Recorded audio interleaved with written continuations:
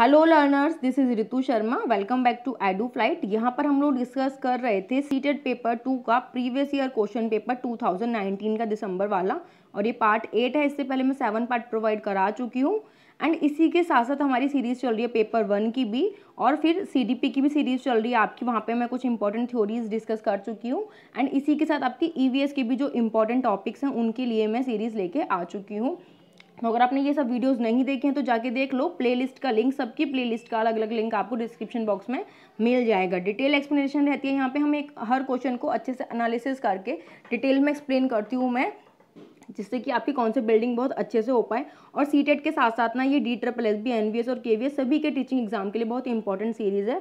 तो अगर आपने मेरा चैनल अभी तक सब्सक्राइब नहीं किया तो सब्सक्राइब कर लो, क्योंकि कोई भी वीडियो आती है मेरी तो उसकी नोटिफिकेशन आपको सबसे पहले मिल जाएगी। तो सब्सक्राइब जरूर करना है। शुरू करते हैं आज का डिस्कशन।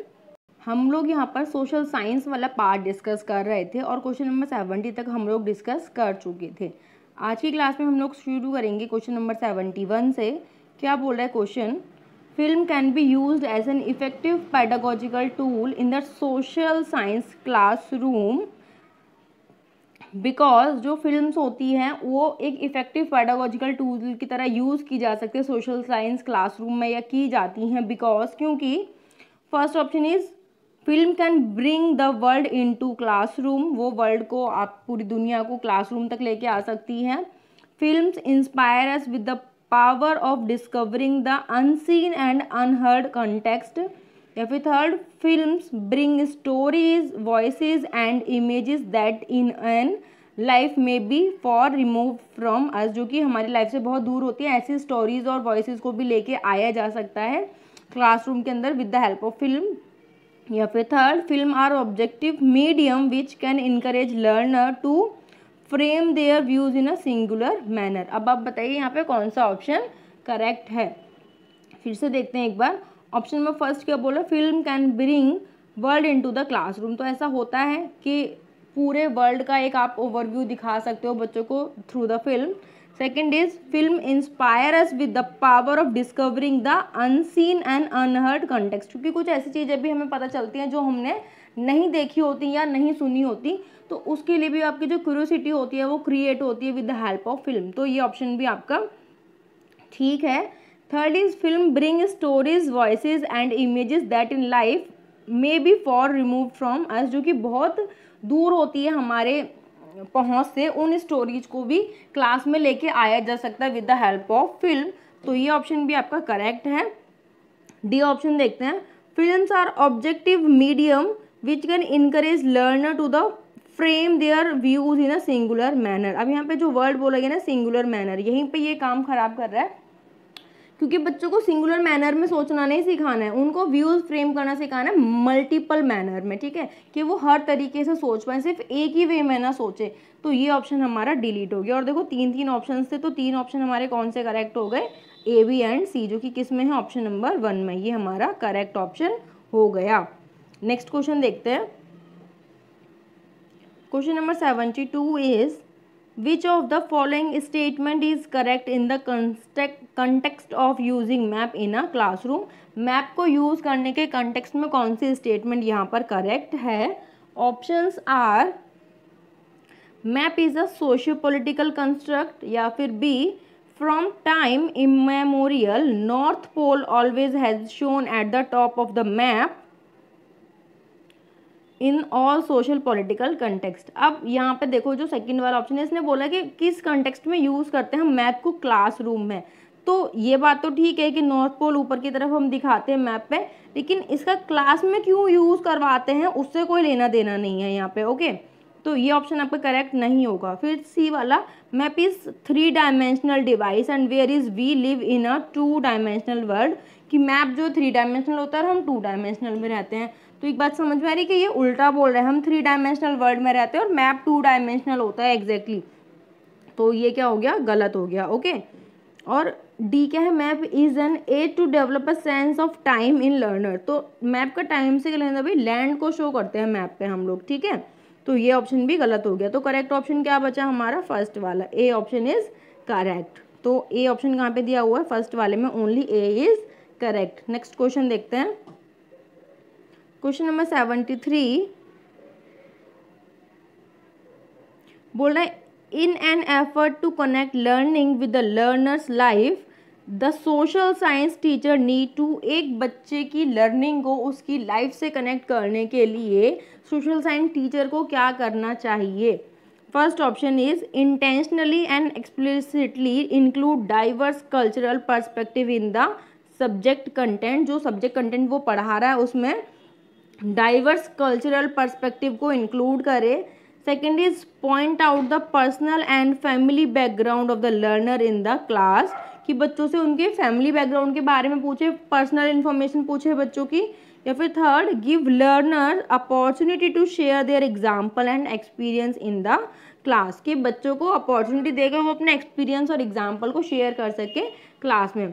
तो अब हमें चूज करना है कौन कौन सा ऑप्शन या फिर कौन सा ऑप्शन यहाँ पर करेक्ट है। तो देखो फर्स्ट में बोल रहा है कि डाइवर्स कल्चरल पर्सपेक्टिव को यूज़ करे, तो ये ऑप्शन तो सही है। जैसे आप मल्टी कल्चरल क्लासरूम में पढ़ाते हो तो वहाँ पे जो लर्निंग होती है सोशल साइंस की कंटेक्स्ट में तो बहुत ज़्यादा होती है, सोशल इंटरेक्शन इतना ज़्यादा होता है वहाँ पे, तो डाइवर्स कल्चरल पर्सपेक्टिव यूज़ करना है हमें सब्जेक्ट कंटेंट में भी। सेकंड ऑप्शन क्या बोल रहा है कि हम बच्चों की पर्सनल या फैमिली बैकग्राउंड के बारे में पूछें, तो उनका पर्सनल या फिर फैमिली बैकग्राउंड के बारे में आप जान के क्या करेंगे, वो कहाँ से आते हैं, उनकी फैमिली इनकम क्या है, इस तरीके से उनका बैकग्राउंड नहीं पूछना है हमें।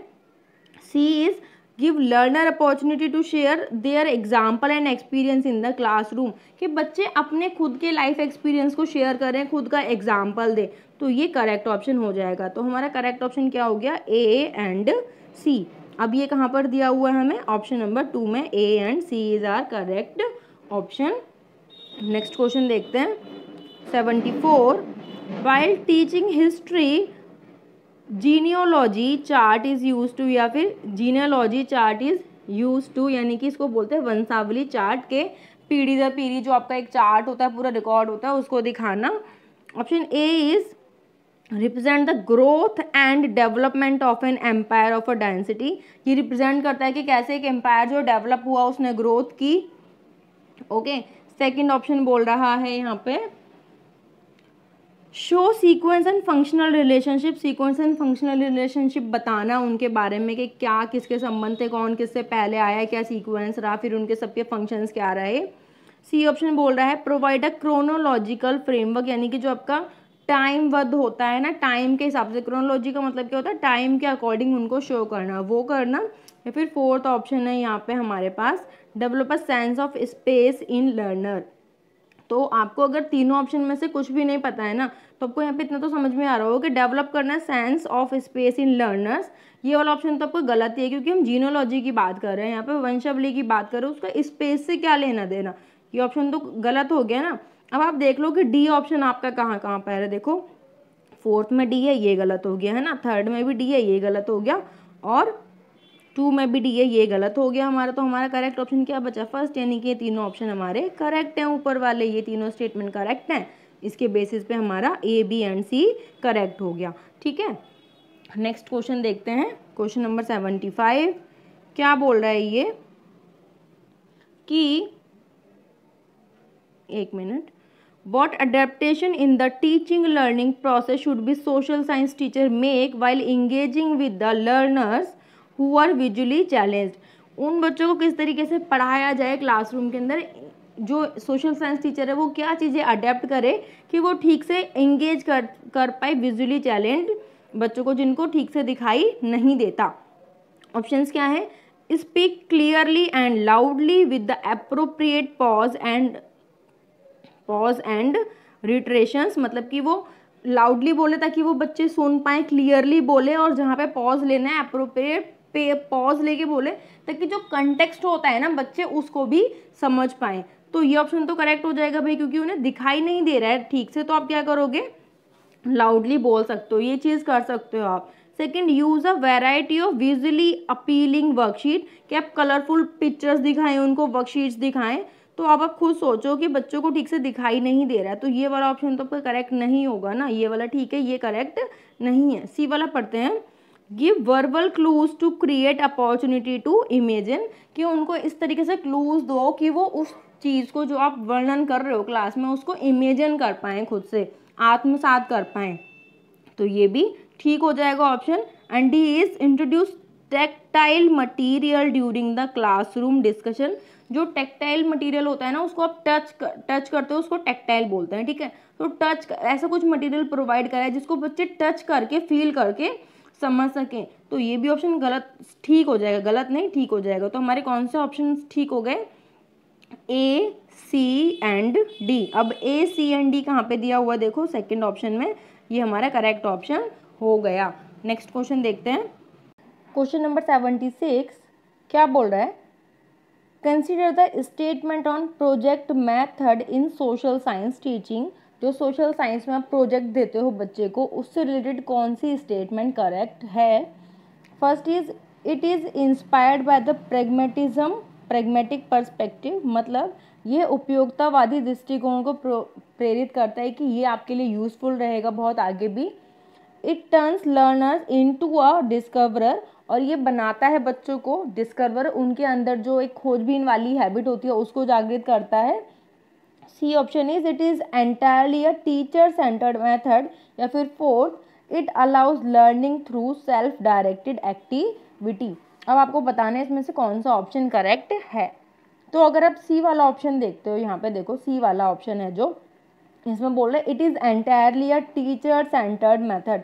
तो क्या प्रोजेक्ट जब बच्चे को दिया जाता है वो टीचर सेंटर होता है? नहीं, वो बच्चों को दिया जाता है ना, बच्चे खुद से उसमें क्रिएट करते हैं चीज़ों को, अपना पॉइंट ऑफ व्यू बताते हैं, चीज़ों को एक्सप्लोर करते हैं, सर्च करते हैं, डाटा कलेक्ट करते हैं वहाँ से। तो ये क्या हो गया? ये तो स्टूडेंट सेंटर हो गया, ना कि टीचर सेंटर हो। ये ऑप्शन हो गया हमारा गलत। अब देख लो कि सी कहाँ पर है, उस ऑप्शन को डिलीट कर दो। तो सी है हमारा फोर्थ में, उसके बाद सी कहाँ पर है? सेकंड में। तो ये दोनों ऑप्शन तो हमारे गलत हो गए, ठीक है। उसके बाद यहाँ पे आप देखते हैं हमारा ए एंड बी वाला सही है या फिर ए, बी और डी तीनों ही सही है। तो देखो ए बी देखते हैं, ए बी तो दोनों में ही है, इसका मतलब क्या है? ए बी तो करेक्ट है। डी वाले को देख लो, it allows learning through self directed activity. तो जब प्रोजेक्ट दिया जा रहा है बच्चे खुद से ही करेंगे, ऑब्वियसली उस प्रोजेक्ट को उनको खुद से करने के लिए दिया गया है, तो इसका मतलब ये सेल्फ डायरेक्टेड एक्टिविटी होती है, उसी के थ्रू लर्निंग होती है प्रोजेक्ट में। तो डी ऑप्शन आपका करेक्ट हो गया। और ए और बी तो सही हैं, क्योंकि वो इस वाले ऑप्शन में भी देखने को मिल रहे हैं आपको और इस वाले ऑप्शन में भी देखने को मिल रहे हैं। दोबारा पढ़ लेते हैं कि ये इंस्पायर करता है प्रेगमेटिव पर्सपेक्टिव को, कि वो खोजबीन करके, मतलब सॉरी, ये यूजफुलनेस जो है उसको दिखाता है प्रेगमेटिव पर्सपेक्टिव के अंदर। तो ये ठीक है आपका ऑप्शन, प्रोजेक्ट के अंदर ये होता है। It turns learner into a discoverer, ये खोजबीन वाली जो हैबिट होती है उनके अंदर वो आ जाती है। तो ये भी सही है, यानी कि हमारा ए, बी और डी तीनों करेक्ट हैं, यानी कि ऑप्शन नंबर सी हमारा करेक्ट है, A, B and D. Next question देखते हैं।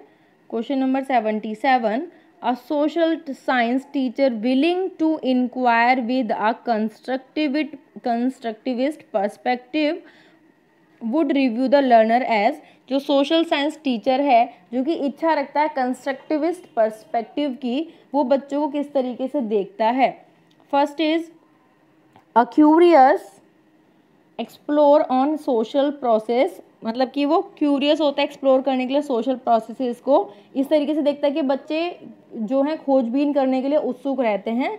Second is imaginative on the basis of sources, कि वो इमेजिन कर पाए सोर्सेज के बेस पर, या फिर trying to suggest solution to the problem, कि वो प्रॉब्लम का सॉल्यूशन सजेस्ट कर पाएँ। और फोर्थ डी है postponing discussion on the controversial issues for a higher education level, कि जो कुछ इश्यूज ऐसे होते हैं जो कंट्रोवर्शियल इश्यूज हैं उनको छोड़ दे, अभी ना पढ़ाए, ना अभी बच्चों के साथ डिस्कस करे, हायर एजुकेशन लेवल के लिए उनको छोड़ दे।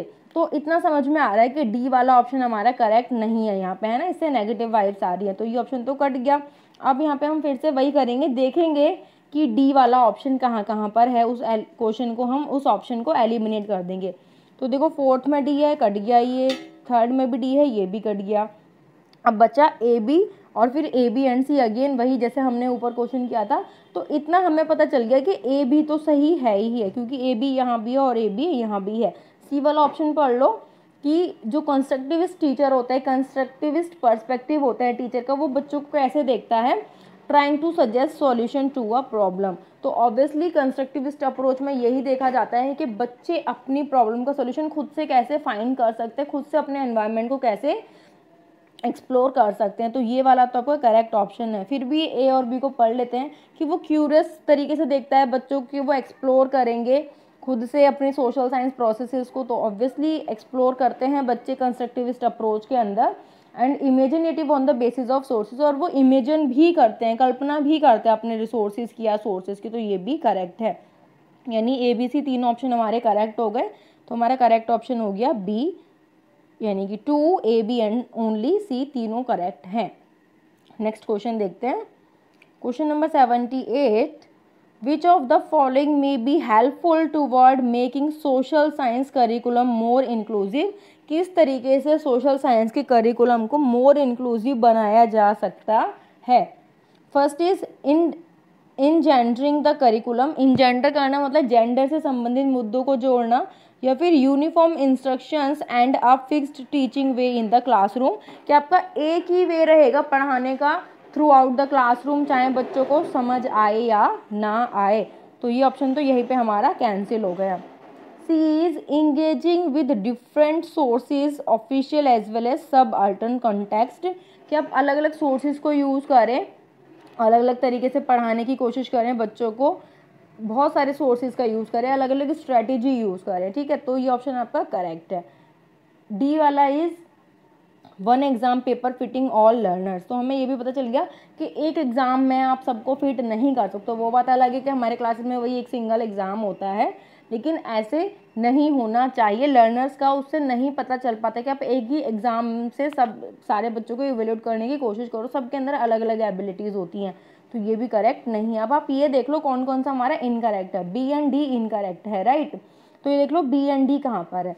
ए में बी है, ये कैंसिल हो गया। ठीक है, फिर 3 में तो बी और डी दोनों ही है, ये करेक्ट इनकरेक्ट हो गया, सॉरी ये कैंसिल हो गया। ठीक है, ये भी कैंसिल हो गया, और आपका यहाँ पे भी बी एंड डी है, ये भी कैंसिल हो गया। तो आपका करेक्ट ऑप्शन कौन सा बचा, ए एंड सी। आपकी ए ऑप्शन भी ठीक है और सी ऑप्शन भी ठीक है। इसमें फर्स्ट में क्या बोल रहा था, इन जेंडरिंग द करिकुलम, कि आप जेंडर से रिलेटेड मुद्दों को उठाएं। बच्चों को जितना ज़्यादा डिस्कस करोगे इसके बारे में, उतना ही ज़्यादा जो जेंडर स्टेरियोटाइप होता है ना बच्चों से दूर होगा। तो इसको ये इग्नोर नहीं करना है, इस कॉन्सेप्ट को या इस टॉपिक को, इसको बच्चों को डिस्कस करना है बच्चों के साथ में। ठीक है, फिर सी वाला था कि डिफरेंट सोर्सेज से पढ़ाना, ये तो हमारा है ही पॉजिटिव आंसर। तो ए एंड सी दोनों करेक्ट हो गए, यानी कि आपका option number 2 is the correct option. Next question देखते हैं। Question number 79, why should student learn to be critical. क्यों बच्चों को ऐसा बनाना चाहिए कि वो क्रिटिकल थिंकिंग रखें या क्रिटिकल पर्सपेक्टिव से सोचें। Options are to point out flaws and being cynical about everything. Cynical का मतलब है यहाँ पे कि हर चीज़ को दोषदर्शी से देखना, डिफेक्ट के तरीके से देखना, कि हर चीज़ गलत ही है, इस तरीके से देखने को क्रिटिकल बनाना है, इसलिए बनाना है। या फिर to maintain the status quo in the society, के एक स्टेटस मेंटेन करना है सोसाइटी के अंदर कि हम तो देखो क्रिटिकल है, हर चीज़ के अंदर नेगेटिविटी ही देखते हैं, इसलिए बनाना है बच्चों को। C option is to understand how issues are related to their own life. या फिर फोर्थ वाला to appreciate uniform homogeneous perspective, के सबके अंदर एक ही जैसा, होमोजीनियस का मतलब होता है बिल्कुल एक जैसा, आइडेंटिकल सबके अंदर पर्सपेक्टिव हो, सबकी सोच एक ही दिशा में चले, इसलिए क्रिटिकल लर्नर बनाना है हमें। तो अब आप ऑप्शन देखिए खुद समझिए होंगे आपका करेक्ट ऑप्शन क्या है। हर चीज़ को आपको नेगेटिव तरीके से भी देखते हैं। क्रिटिकल का मतलब क्या है, हर चीज़ के प्रॉज एंड कॉन्स दोनों को देखना, अच्छाई और बुराई दोनों जो पार्ट होते हैं उसको देखना। ठीक है, तो फर्स्ट ऑप्शन हमारा गलत हो गया। सिर्फ सोसाइटी में स्टेटस मेंटेन करना, ये भी नहीं, ये भी गलत हो गया। और फोर्थ ऑप्शन सबको एक ही दिशा में सोचने का, एक ही दृष्टिकोण रहे सबका, अगर एक बोल रहा है गलत तो सब बोलें गलत, एक बोल रहा है सही तो सब बोले सही, तो ये भी हमें नहीं कराना। तो थर्ड वाला ऑप्शन हमारा करेक्ट हो गया कि इश्यूज़ को वो इस तरीके से समझे, अपनी लाइफ से रिलेट करके सोचें उस चीज़ को। क्वेश्चन नंबर 80 और आज का last question, select the example that represent diversity from the following example. इनमें से कौन सा एग्जाम्पल है जो डाइवर्सिटी को इनकलकेट करता है, शो करता है। First option is Saroj got the chance to go to the school while Nirmala did not get the chance to go to the school. तो ये डाइवर्सिटी की बात ना क्लासरूम के अंदर हो रही है। ठीक है, तो सरोज को जाने का चांस मिल रहा है लेकिन निर्मला को नहीं मिल रहा, तो ये डाइवर्सिटी की बात नहीं हो रही है यहाँ पे। Second option, Allen belongs to a poor family and while Simon's family is very rich. तो यहाँ पे भी डाइवर्सिटी की बात नहीं हो रही। डाइवर्सिटी का मतलब होता है एक क्लासरूम के अंदर आपके हर कल्चर से या मोस्ट डिफरेंट कल्चर से पीपल आते हैं, स्टूडेंट्स आते हैं।